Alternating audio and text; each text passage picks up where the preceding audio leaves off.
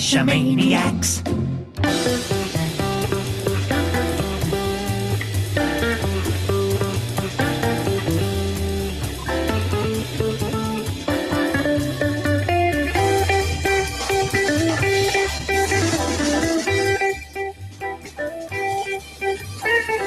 GeoGearHeads. Welcome to GeoGearHeads episode 365, the last episode of the GeoGearHeads for 2018. And 365 is the number of days in the year, no less. I was going to say, and we've now created enough shows that you could go back and listen to a general show, not one of the special shows, a general show every day for 2019 if you wanted to do that. We don't recommend that, but you could do that. Oh, but think of the challenge. It'd be like a streak for GeoGearHeads. Oh, yes. But think of the insanity that would cause. Well, it's your fault, you know. Yes, it is. Yes, it is. And you have my apologies for that. I'm personally apologizing to you, Rich. Thank you. I won't do it. I shall not do it. And I got for my those own of you streak to worry about. Oh, yeah, I know. What day are you on with that streak? About 1380 something or other. Yeah. It's coming. 4 years will be in February. Well, congratulations. That's impressive. And I can't do it.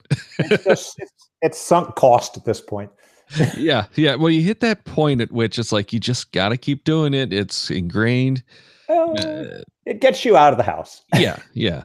Well, and I think I talked about it more than once in the show, but when I hit that 120 something days, it was just like, yeah, this is too much work. I have to, go too far, blah, blah, blah.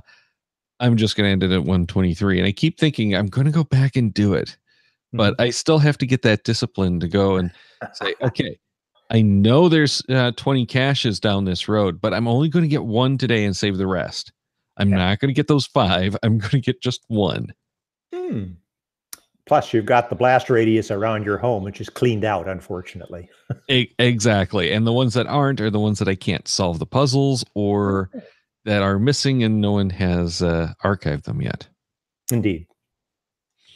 But for those of you who might not recognize the voice or the face, it's rragan. Welcome back. And thank you for coming on to talk about your Heirloom caches, little like white paper that you had created. And before we get into that, and of course the link is going to be in the show notes for anyone who actually wants to go back and read that, what is an heirloom cache? Oh, well, I shall come to that point. But to my mind, an heirloom, if you look it up in the dictionary, says, get the words in front of me here. No, got to have the dictionary definition, right? Of course. It is defined as a noun, a valuable object that has belonged to a family and passed down through generations. And if you substitute per family the geocaching community, a pretty good definition of those old caches that are out there from 2000, 2001, they have become heirlooms. And we treasure them. And we try to keep them alive for future generations of cachers to experience the excitement and fun we had with them. Well, there's a whole bunch of challenges that we'll probably get into with those heirloom caches, but they are definitely getting harder and harder to maintain as we approach that 20-year mark. That's right. One of the things that makes this appropriate is we are approaching the 20-year anniversary. And if you look at what 20 years does, the caches get old and beaten up and lost in some cases. And the same can be said of the people who hid them. Some of them aren't with us anymore. We're getting old too. Yeah. So I realize that every time we have a new hire at work. Yeah. So I did a 4,700 mile drive back in the fall, and you could do a lot of reflection when you're just tooling down the road for that many miles. And one of the things that I'm sure headquarters thinks about, and we should think about, is how to keep the game so that it attracts new players and lets them grow up in their skills and abilities and keep them challenged and engaged. I mean, humans seem to need challenges. For example, you look, the Pacific Crest Trail, the Appalachian Trail, these are climb Everest, go across Antarctica by yourself. That happened yesterday or something. People need to challenge themselves. And geocachers need that in spades in many cases. They have some OCD touch to them and something more than just finding a cache. When I first learned about people talking about challenges, what's a challenge? And they explained it to me. I said, oh, where do I find them? I learned how to find one, looked for the word challenge in the title for a mystery icon, and started down the adventure road of looking at these things. Some of them are very simple. Some of them turn out to be real serious challenges. The one most people know is the 365-day grid. Find a cache hidden on every day of the year. If you miss the dates wrong, you may have to go 2 years to accomplish this. If you do the 366 grid, you may have to wait up to 4 years to get that leap day closed in your grid. But these are long-term challenges that you plan on and work with. The hidden grid is similar kind of thing. Everybody knows about these. Somewhat less common is the DT grid or the fizzy grid, which is to find all combinations of difficulty and terrain. So you have 81 caches to find. And there's lots of challenges out there for the DT challenge or the fizzy challenge that you will find. The one that has recently been featured in the geocaching.com blog is the Jasmer challenge. This is to find a cache hidden in each month since geocaching started in May of 2000. And as you noted, these old caches, there are fewer and fewer of them. The original Jasmer is in Northern California. In fact, I walked by it today on the way out to put a new Cache Across America, California container in place. And it was the first Jasmer. And so there are many patterned after it in other states. So you can find one near you to find when you have found all the caches in every day from May 2000, every month from May 2000 through now. And then you can do a double Jasmer if you're a real glutton for punishment. Do it twice, or triple, do it 3 times. There are challenges for this. You can actually do it 4 times, but there's no challenge for it. You can only do it 4 times because there's only 4 August 2000 caches left in the world. 1 in Georgia, 1 in Michigan, 1 in Utah, and 1 in Sweden. So you have to plan some travel around being able to complete even the basic Jasmer if you don't happen to live close to one of these. Then there is one. My issues is I don't have a lot of those months, and finding the caches in those months is very, very difficult. I don't remember how far, but it's like a full day drive to get 1 or 2 of those, and then like one I have to go all the way out to the West Coast to get it. So right. Yeah, it's already challenging. And even like 5 years ago, we still had some of those around here, but they went missing. And believe it or not, we actually had one of the caches that qualified change its date. Oh yeah. Surprisingly, people do go after this, and they eagerly pursue it as a life goal. The other one is an extension of the 81 grid. It was called the Original Fizzy Challenge. It's also called the Well-Rounded Cacher Challenge. And it was placed out here in California, on April 6th of 2007. You had to fill the grid. You had to include 9 icon types in doing so. And since it was published, 115 people have completed it in the last 11 years. So it's not easy. The constraint on the date was put there to keep people from sandbagging and hiding caches that after it was published that would meet the criteria. And so there's a lock on the date. The caches you find have to be published prior to April 6th of 2007. That has turned into kind of a extra challenge that makes it very hard because these caches are dying off over time. And so oddly enough, both the Jasmer and the Fizzy Challenge, named after Fizzy Magic, were named after cachers who cached here in the Bay Area originally. So we have some famous people around. The Jasmer caches, people know some of these. They know the names. They think highly. Mingo, Beverly, Europe's First. These are all names. You say that to someone who's looked at these. Oh yeah, I remember when I went there, what I saw and what I did. And so they will travel great distance to find these things. These are heirloom caches. If you look at the well-rounded cacher, 12 of the 81 combinations that you need prior to April 6, 2007 have less than 100 qualifying caches left in the world. One of them, the difficulty 5, terrain 3.5, has down to 30 remaining in the world. So clearly these dwindling combinations certainly deserve to be considered heirloom caches as well. And what can we do to preserve those? Each loss makes these challenges harder and less attainable by future generations who, if things go completely away, they won't have the same challenge we've had and the same experiences we've been able to have enjoying doing these. So how do caches die? Archival, that's the general answer. But what causes archival? Well, the owner loses interest, moves away, doesn't put it up for adoption, and just archives it directly themselves, or the location might get destroyed or become inaccessible. This can happen. The cache receives a needs maintenance or a needs archived, and there's no response, then the reviewer will take action and archive it. Mostly cache archiving, it's not a big problem. It clears up the landscape for new caches, which is a good thing. There's a campaign to clean up. I think reviewers are on a campaign now to clean up and archive a lot of the detritus that's out there that has been put out by relatively new people who leave the game, leave their cache sitting out there, making it a frustration for people trying to hide new ones. So there's a good thing about archiving them.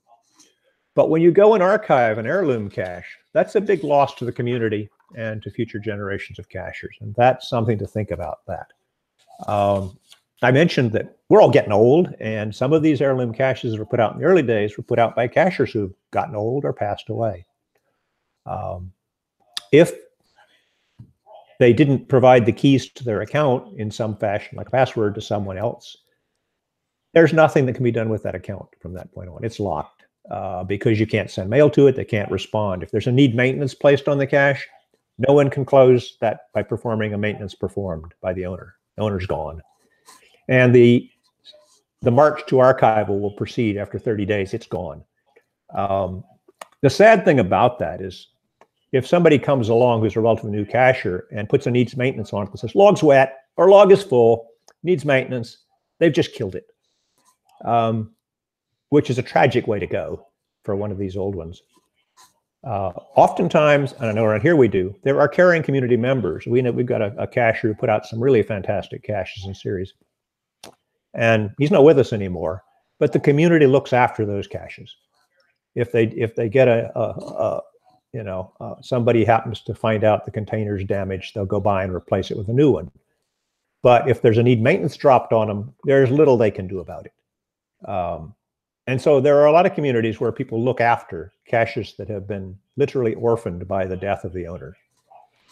Well, and this is an issue if no one has that account password, because they will try to, in many cases, contact the owner, but they can't adopt, and they being the reviewers, they can't adopt the cache to someone else if they can't contact the owner. Correct. So that's why this is an issue with the owners going missing or worse. But if they can't contact the owner, they can't adopt the cache. And there's a nice simple form to do that if the account is live. But the problem becomes these accounts that aren't active anymore. Right. And this is, there's sort of a legal underpinning to this. Geocaching.com is insulated from legal issues because the owner owns the cache. They don't own the cache. And so if there is a legal issue around it, it doesn't come back to them. It comes back to the owner. And they don't want to own those caches. And so if they step into the ownership role at some point, that's a legal issue that they would have to confront or figure out how to get around. And I think that's the underpinnings of why it works the way it does and why adoption has to be done the way it is. Unfortunately, it comes back to some problem issues. I did learn yesterday from a fellow in South Africa that they have put up a whole web page, and it'll be linked in the show notes, where they have created and crafted pieces of text you can put in your will saying how you want your caches disposed of, or you can put it in a reviewer note when you write it on a cache, asking the reviewer that these are your final wishes with respect to this cache, including person you'd like it to be adopted by, or a list of persons should they predecease you, kind of like a will, or organization that might be able to step up and help out and take ownership, because organizations outlive people in most cases. That's why companies exist. And so it's a very interesting link. You should go read it. If you feel inspired to put this in your cache notes and you own an old one, that might be a good thing to do. Certainly you'll want to, if you can, let someone know the keys to your account, if you know, your wife or your son or whatever. But some of us are just solo folks and have nobody we trust with that. So that's a bit of a problem. And some other mechanisms would be nice to have there. So how can we go about preserving our heritage? I had a bunch of ideas and I outlined them in the paper. One of them is I call designated backup. When you get an insurance, you can get write an insurance, have an insurance policy or a utility bill even. You can designate another person who, in the event that you can't pay your insurance bill or pay your utility bill, who will step in and be able to act on your behalf and pay the bill so your lights don't get turned off or something like that. If there were an extension to the adoption policy to let you designate a backup person or organization for your cache in the event that you can no longer act, and you know, how you determine that exactly gets a little bit fuzzy, but I think that could be sorted out. And the reviewers know the community. They know if somebody's died. Then there would be a way for them to perform the adoption without your formally interacting with it if you can't interact with it, for loss of email, loss of contact, loss of your life, you know? So some kind of designated backup would provide a nice cover for that. It generally would be better used on the heirloom caches. There's no, for everyday caches and lampposts, don't bother, let it go. I talked about an authorized organization. There's a number of these. There are 501c3s, C7s, they're all around the country. There's a good list, active group of them communicating with each other. Geocaching.com has a page that lists them. At the archive time, you could choose, reviewer and HQ could choose to designate a responsible local organization that indicated a willingness to step up and designate a new owner, let the organization do it, to carry forward the cache and deal with the issues, or the organization itself could own it under an organizational account. They would want to consult earlier finders, and so they could restore it in the way it was and keep it going with that knowledge. But you know, if an authorized organization could act, that would deal with a lot of these problems too. Another issue that crops up is what I dub shifting sands. Owners can sadly change the DT rating of a cache long after it has been active. Which immediately, if you're doing your DT grid and suddenly you've got a big hole in it because somebody changed the rating on that cache and it's the only one at that level you have, you're messed up. You got to go back and find another one like that. I saw one that had been published for 8 years and had been out for 8 years, at which point the terrain was increased from 3.5 to 4.5. And that knocked a couple local people's original Fizzy Challenge qualification out. Fortunately, they had already signed and claimed it. So in fact, it doesn't unless you go back and look and say, oh, you aren't qualified after all. But that kind of change of shifting the DT ratings is perhaps not emphasized strongly enough that you shouldn't do this, especially if your cache has people that found it and been published for a while. If it's a 1.1 or 1.5 of these very common types, it doesn't matter. But these heirloom caches that have been out for a long time, people shouldn't mess with those. And not everyone's aware of this. For some reason, somebody will complain and say, oh, the terrain was a lot higher, you should raise it. And so they do.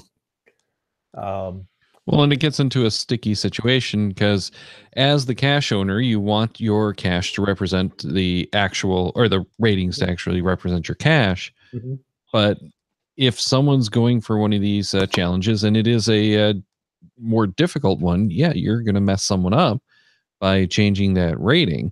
Mm-hmm. So typically the suggestion that I've had is archive the old one and create a new one. However, Yeah. if it's one of these heirloom ones, you can't You're do that screwed. either. You're screwed. Yeah, I Yeah. mean, there was, there's some, the old ones typically don't have very good ratings. You'll find something that's probably should be a terrain 4, and it's actually a 1.5, 1.5, or a 2.2 or something like that, because nobody knew quite how to rate them back then. And it's too late now to change that. Right. Yeah. They did a lot of work about 10 years ago, I believe it was, trying to better define what those numbers really meant. But in the early days, you based it off of what you thought it was and what the other caches were in the area.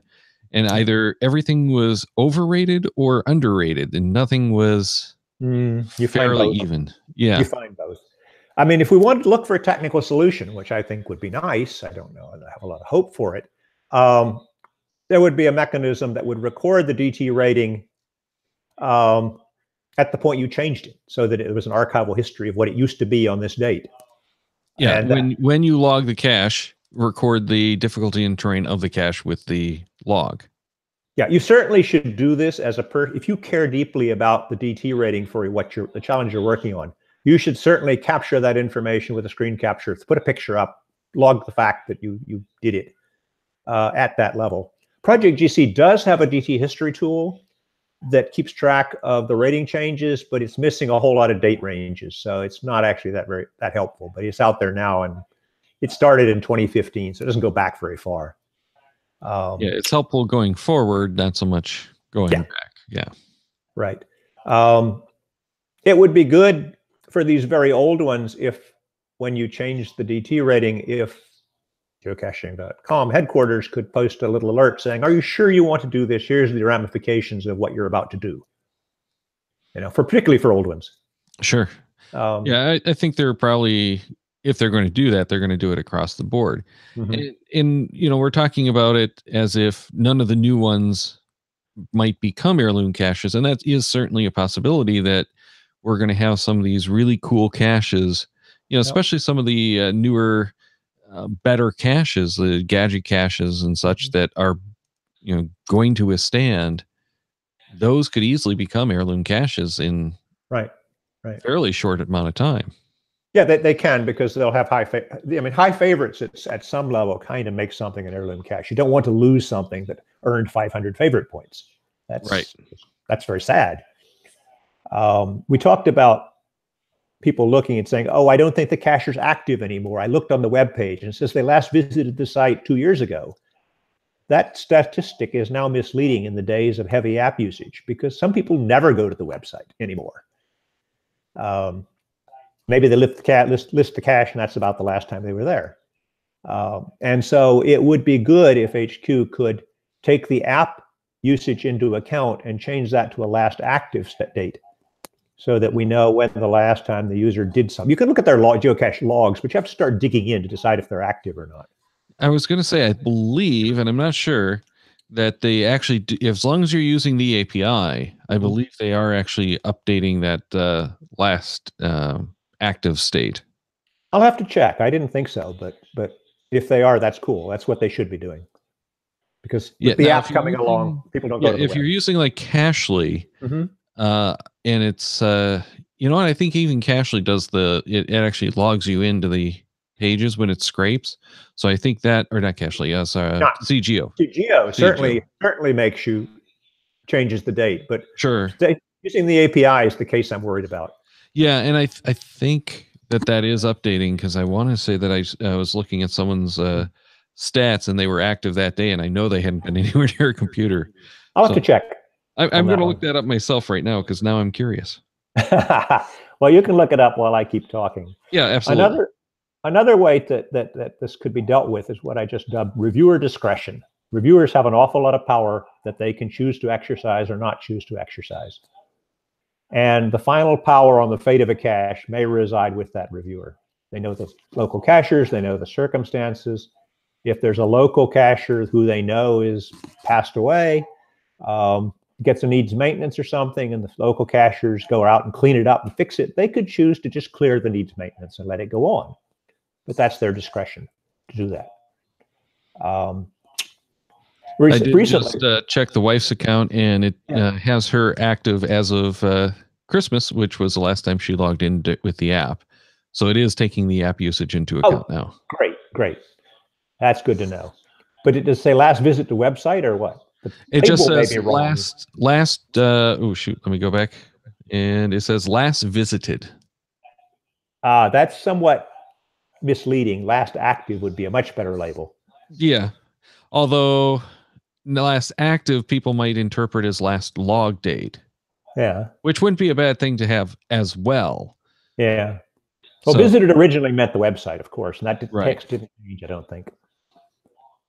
Not a big deal, but good to know it updates. Yeah. And so recently, Europe's first, a very old one, access to it was blocked by a rock fall. You couldn't get to it. And it got disabled. And you look at the logs and you see people who traveled from all over to get that one from Europe because it's important to them. It's one of their very important ones. And the CO had even put a temporary cache just the other side of the access from the rockfall, so people could sign. Like he brought the container out and got the log there, so people could sign the log directly, but still not get to the final location. And the reviewer probably looked the other way, didn't archive it, and when the path opened up again, everything went back to rights and everybody was happy. So again, reviewer discretion in this case helped preserve something that was valuable to an awful lot of people. And that I would encourage reviewers to, do sensible things. Something I recently suggested to, I sent this paper to headquarters, and I did get a response back from them saying, interesting stuff. We should be thinking more about something to do with the year 2000 caches. No promises, of course, but you've brought it to our attention. I sent them a follow-up because I had another idea that we need incentives for these people who are stewards for these very old caches. And so if some kind of souvenir or status like charter members from people who are there early could be given to such a person who's keeping one of these alive and looking after it to recognize their contribution, that might give them incentive to, keep it up. Keep doing this. So we'll see what comes of that. But I floated that idea past them. So where do we go from here? What's the future? The Jasmer caches from year 2000 are pretty well looked after. They're mostly organizations are looking after them, or they've been adopted enough times. They have people who care about them deeply. The original Fizzy is a little harder. There's a number of them that are scarce, that you have to do very hard things to earn, like find caches in all 105 counties of Kansas, or whole state delormes, which can cost you another 100 caches to satisfy New York, for example. Those probably aren't going to go away. But on the other hand, they're very difficult to achieve. So they're technically more effort than just getting a Jasper month, where you just have to get on an airplane, go someplace and find it and sign it off.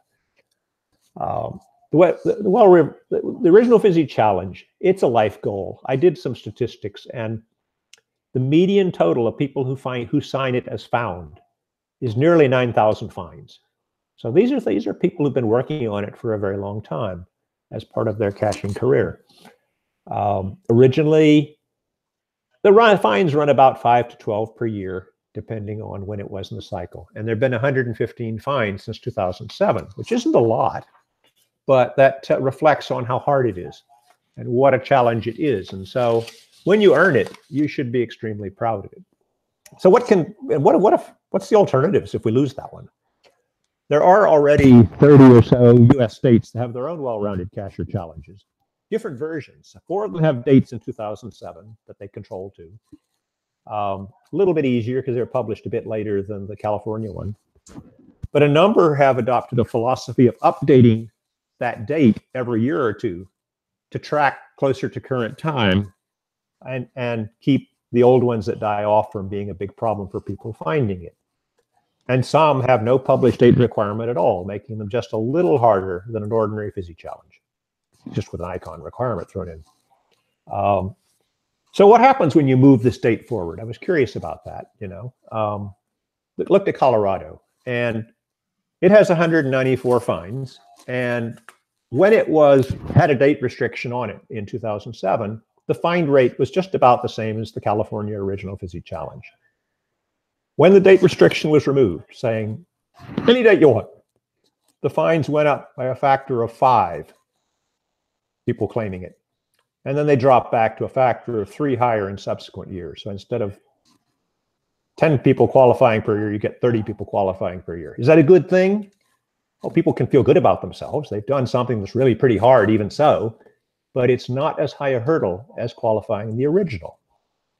You do get some interest. The owner's comment in taking the date restriction off was, due to much whining, I deleted the date restrictions. It's a game. Go have fun. No more whining. So people were grumbling about having to meet the date requirement. They wanted the win. You know, what can you say? I'm sure they felt good about it, but having done that, they now have a larger challenge they can pursue, the original one. So more power to them, but if you want the authentic thing, go after the one with that was out there first. Kealia, the owner of the original well-rounded cacher, has been asked, and he says, the date restriction will remain. I'm not planning to change that. So it's going to remain April 6, 2007. I think he's right to not to change that.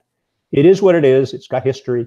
The people who've been working on it and have achieved it would feel diminished if it were made easier for later people, although they're working harder than perhaps the original finders did.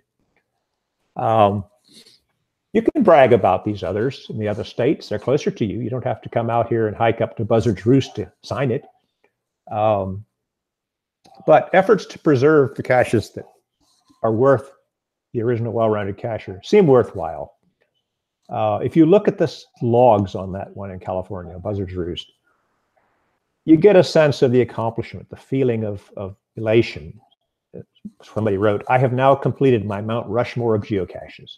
Or somebody skipped going to the eclipse and wrote, eclipses happen from time to time in various parts of the world, but the original Fizzy is unique, so I came here.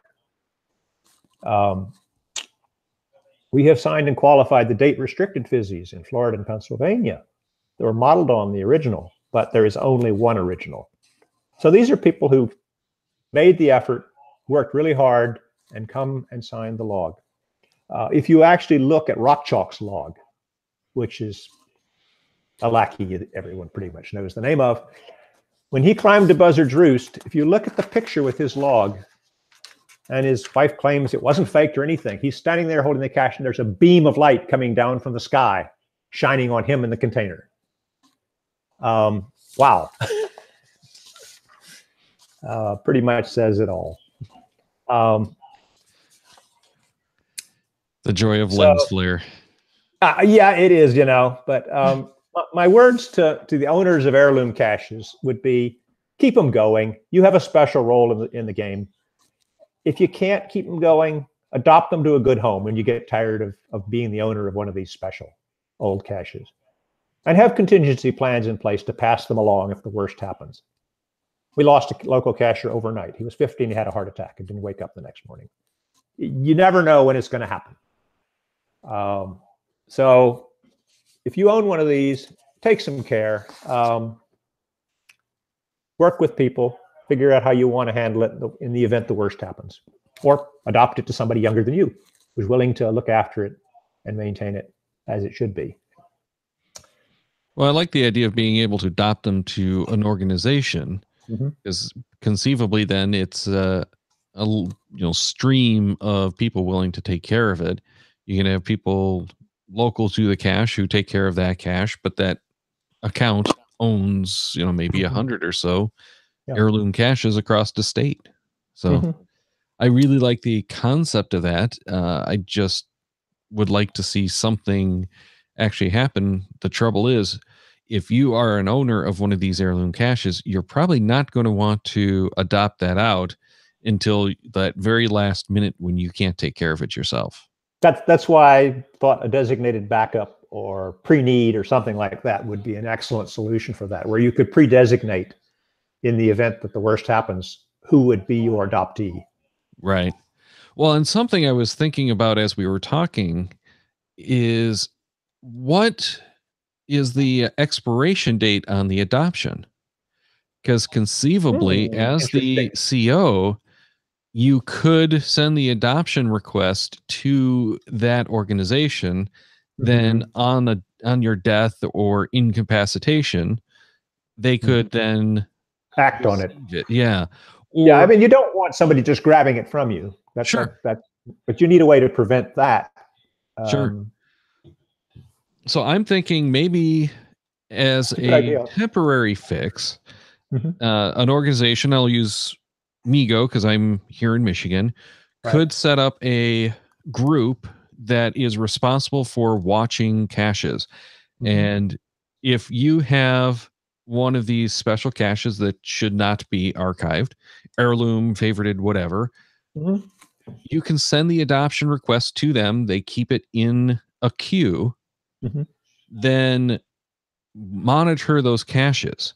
Mhm. If it gets a needs maintenance or archived log, they Mhm. could then adopt the cache and take care of the cache if you haven't responded in, a week or something. And there would always be an option with the organizational level that if the original owner turns up and petitions to have it back, that they would adopt it back to them. Absolutely. Yeah, and you can definitely do it that way where okay, you haven't responded to this needs maintenance in a week. We're going to take care of, doing the Mhm. maintenance on it. And if you haven't logged the maintenance, we're going to adopt it, do the maintenance, and if you come back, send us the adoption request, and you get your cash back.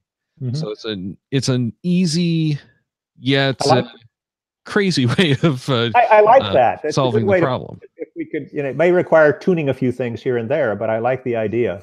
Yeah. So I think as caching organizations, that might be something to look into, and that all relies on those adoption requests not expiring. Mhm. Because if the adoption requests expire after a month, even Yeah. that's just not going to work. Right. Right. Interesting. Or some other level of, I mean, it becomes the designated beneficiary if the adoption request's logic and database can be updated such that the organization you've told to adopt it to can choose to say, we accept this offer as of this date. And when need arises, then we can act on Right. it. Right. Exactly. So it might require some effort on geocaching.com's part, but in the meantime, I'm curious if that would actually work. So Yeah, we'll have to investigate that. I like the yeah. idea if it will work. And if anyone has a program like that, please let us know. And we'll, next week is our randomized show. We'll follow up Mhm. with anything that we get on that show. Yeah, And of take a look at the course, South yeah, Africa page too for what they have, and read absolutely. their boilerplate text that you can do control all. They've thought it through about how you might dispose of your caches and which some you archive some and whether you want to have somebody own some and somebody else own some others and some organization take over some of them. They've really covered the bases well there with boilerplate text. You could choose to put in your reviewer note. And that gets into some of that digital survivorship stuff Yeah. that has become a big deal. Mhm. And for people who might not want to get into all of the adoption and everything like that, where they just want to give their whole account to someone, Mhm. there's a lot of that digital survivorship stuff, especially if you're using something like one password, LastPass, I think Ah, it's Fastlane.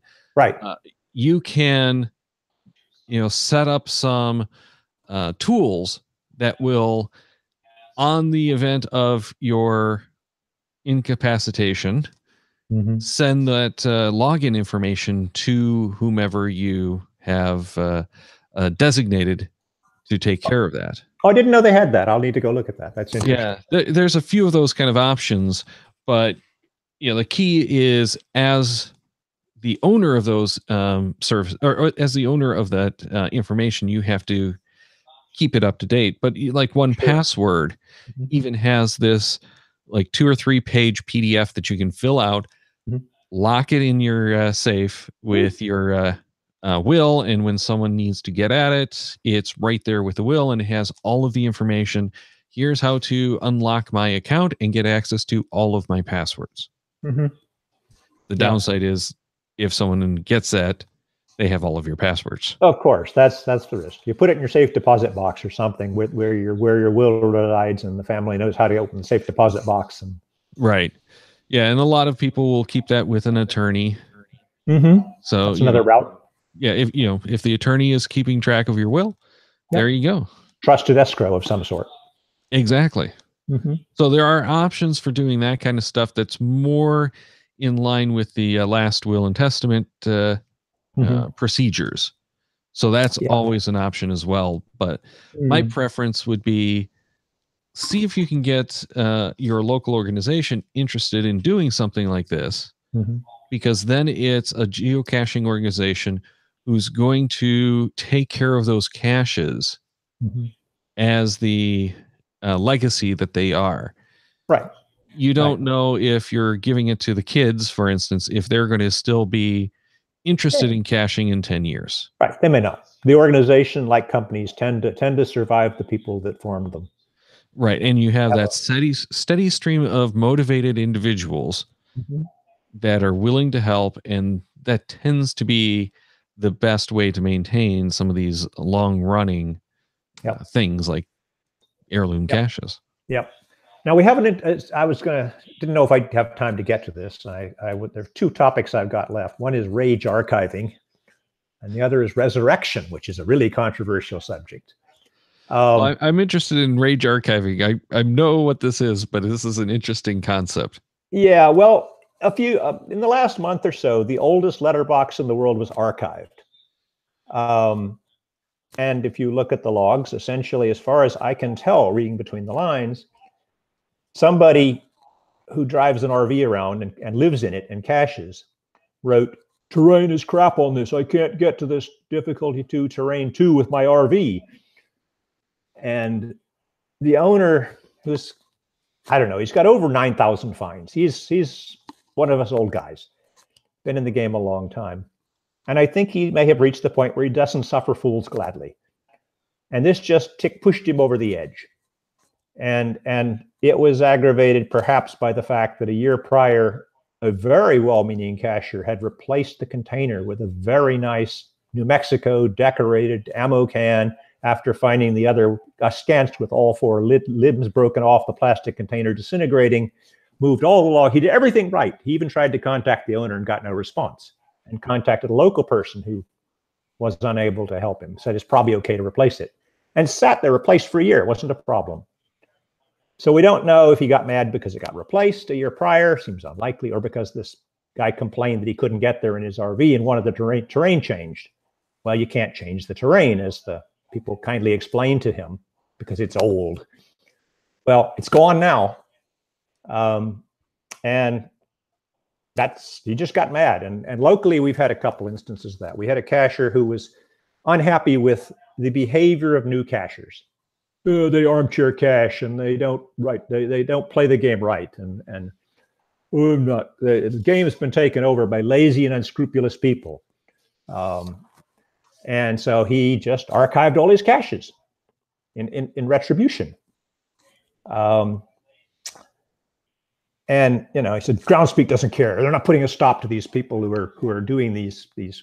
That's not how we did it in the past, and we should continue to do it that way, right? These guys just, they fly off the handle. The weapon they have is to archive all their caches. We've had another instance of that who didn't like the change in the rules for challenge caches. And so he archived all 150 of his in protest. That's rage archiving. These guys, really adopt them out, folks. If you're at the point where it's getting to you that badly, hand them off to somebody else. Don't fly off the handle and just in a fit of rage nuke them, because you're hurting everybody when you do that. The game is impacted. So that's rage archiving. If you think you're in that category, think seriously about either don't take it so seriously, or think about who you might want to pass it along to and get this pain out of your life, right? If it's bothering you. Or at least some of them that you're getting complaints about. The last one is somewhat controversial, and that's resurrection. How do you think the game would be if there were a 5th August 2000 cache in the world? What would happen? Well, I don't know Would that be a that, good thing? yeah, I don't know that anyone would necessarily object to a fifth one, but there are some reasons legitimately why Mhm. people would not take kindly to it. I mean, look at the turmoil over the resurrection of the original Ape cache. Tunnel of Light ape Mhm. cache. Right, right. Um, well, let's throw it out there. Does it help the game? Does it hurt the game? Um, I took out of curiosity, I looked at August 2000. There were originally only 12 of them. There are now 4 left. And one of them, there's not much you can do about it. It turns out to be on the Quantico Marine Base training camp. You're just, that's not what you want to bring back. No, well, and you can't bring that back under the current Yeah. guidelines anyway, I believe. No, you can't. You can't. No. But there are others. There's 2 virtuals in Texas that were archived because the owner said they were lame virtuals. You can't unarchive. You can't adopt virtuals. And I would think once they archive, you can't unarchive the old virtuals. That would require a rule change, or at least an exception for those, like there was an exception for the ape cache. But there's a handful out there that indicate that Lackey noted it could be unarchived once the owner who's took action, put a container back out there, they could ask for it to be unarchived again. And that owner is still an active cacher. So in theory, that one could come back. There's one in Virginia in a sort of similar state that could possibly come back, one in Luxembourg. So it could be possible if people were willing to try it to bring back 1 or 2 of August and other months for that matter. I didn't look at those, but I suspect there's some that are in similar condition where if the owner is still active and they were willing to put in an archive request and bring it back to life, they could. And see if there's anything to stop them. There doesn't appear to be a statute of limitations on archival. Yeah, I really don't think there's any necessary problem with it. But the question becomes, on what grounds could they be unarchived?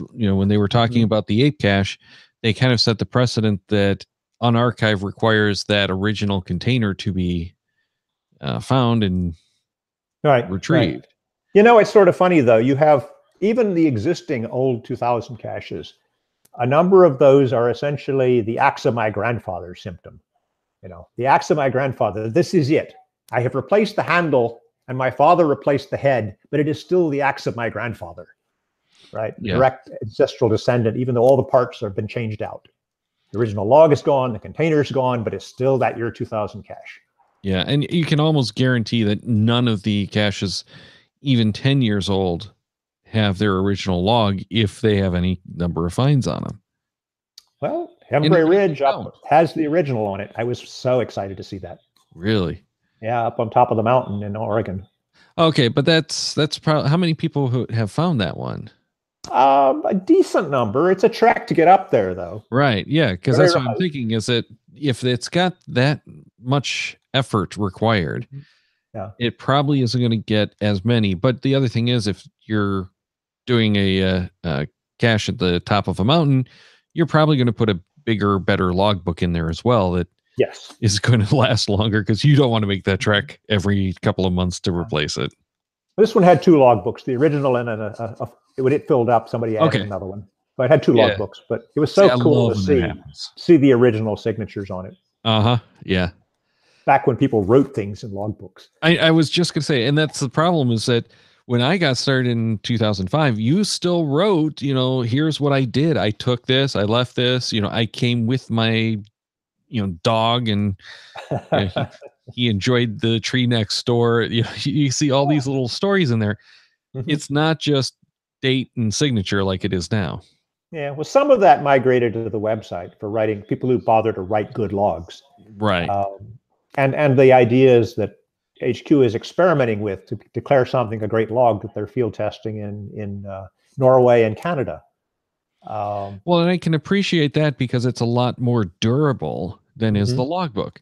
Yep. We've had logbooks that got destroyed because one of the cache owners didn't lock the container all the way. You've got the ones that are found by muggles and destroyed, and all of that gets lost then. Mhm. So I definitely like having the logs on the cache page rather than in the logbook, because then you can go and read them at any time. The Yeah. question is, who really does that? Either Well, way. I read some of the early ones. I think those are very entertaining if it's there. Yeah. Well, I used to go and, flip through a couple of pages of the logbook and read some of the previous logs, especially the first to finds were the Oh best yeah. to read. Yeah. But I don't do that on the web page, or cache page, whatever. I only read, like the last 10 or 15 logs, and it's usually because I'm looking for some information. Well, I'm often looking for, when I'm far away from home, looking for names I recognize, because that's always exciting. Yeah.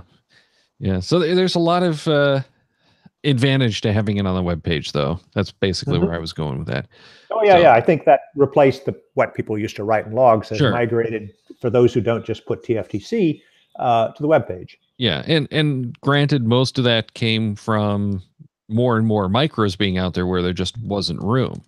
Yeah, But I right. like having it there because it is so much more durable and you don't Mhm. have to worry about it getting wet and soggy. If your web page gets wet and soggy, you Yeah, got a big problem. yeah. I haven't been paying attention to the chat. I don't know if we got anything lurking over there that's asking for questions or anything. Or Chris would be keeping an eye on this normally. Yeah, yeah, I was keeping an eye on it as well. We have some interesting little tidbits in there. Like Mhm. Francis said, it would be nice to see the difficulty and terrain ratings locked on a cache after a certain number of days, like 6 months or so, Mhm. which is an interesting thought. Uh, and Caching Dead says Groundspeak could easily adopt caches out to other COs. They own the cache pages and the GC codes. But here's the problem with that Caching Dead. That's ignoring the ownership. Yep. They can only handle the transfer. They can't. They can't do the approval of the ownership, because if they do that, then they become the owners. And they certainly don't want to do that. Yep. And then Batman 74 is saying that he knows someone who's already done the quadruple Jasmer and will probably be going to Sweden to finish their 5-time Jasmer. You can't do 5. There's only 4 Augusts. Is that total? Because I'm guessing from Total. this that he's Four found live ones ones. that were archived. If he had an archived one on his account, he could do 5. Yeah. That's the only way. Yeah, and I'm assuming that's what they're doing for that. You'd have to. Oh, White Unless Coaster we has can an interesting thing. Yeah. Mm-hmm. Lock the difficulty in terrain after the FTF. So that's an interesting concept that a lot of places have taken, Mm-hmm. which is you lock like the post on something like Twitter Mm-hmm. as soon as you have any comments. Okay. So when you hit a certain point, lock it, because now it's been established. I'm not sure FTF is the right time. I think maybe perhaps a year after the FTF or something would be more appropriate, because you have a history, and the worst case is, what if the conditions change dramatically, right? I mean, right. Well, and this is the problem with the whole difficulty terrain too, is like up here in the northern part of the US, we get frozen lakes and stuff. Seasonal. So, yeah. So all of a sudden, something that's a terrain 5 becomes a terrain 1 because you can walk across the ice. Yep. That's all right with me. Or the lake beds will dry up because it's seasonal water. So some of that stuff, it's really tough. You almost need like a seasonal terrain rating. But people who go change it twice a year drive everyone else crazy too. Right.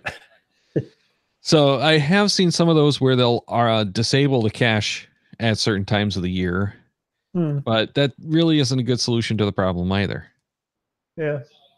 Pick one and stick with it would be my take, and note that the cache is easier in the winter or easier in the summer, and exactly live with it. Yeah. To pick the rating during the busiest time of the year for cachers, which is typically not winter, but in some places it is winter. Down south in like Florida, that's when everyone goes caching, is in the winter. Yeah. So that's what it is. Pick the winter rating. If you're going caching more in the summer, pick the summer rating. Fall, spring, same thing. set that as your rating and make notes that it might be harder during the summer, it might be harder during the winter, might be easier, whatever that is. Yep. Cool. Well, Rich, thank you so much for sharing that with us. Hopefully we get some people taking action with at least their local community organizations, and we see some kind of plans coming together to keep these caches alive. Got my vote for that. I'll continue proselytizing and lobbying for any changes that help with this. In fact, can be handled at the cacher ownership level, but HQ needs to put in a little bit into the game to make some of these changes easier. Yeah, absolutely. And I would not be surprised if we see more interest with the impending anniversary as we get a game that's now out of its teens. Mm-hmm. Yep. Pretty soon it'll be able to take a drink. Kind of scary, isn't it? 21 years old, man. All right. Thanks again. Okay. Thanks, Daryl. Remember that next week is going to be our randomized show. So send in your feedback on this or any of those other shows for the randomized show. And that address is GeoGearHeads@CacheManiacs.com. Check the Cache-A-Maniacs website at CacheManiacs.com for more on the GeoGearHeads, including show notes for this and all of our episodes.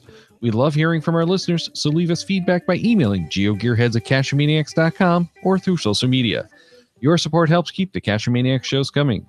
Please consider becoming a patron to the link on the website to support the Cache-A-Maniacs shows. GeoGearHeads is produced by Chris Hoffenauer and Daryl Waddenberg. This show is copyright 2018 by Daryl Waddenberg. All rights reserved.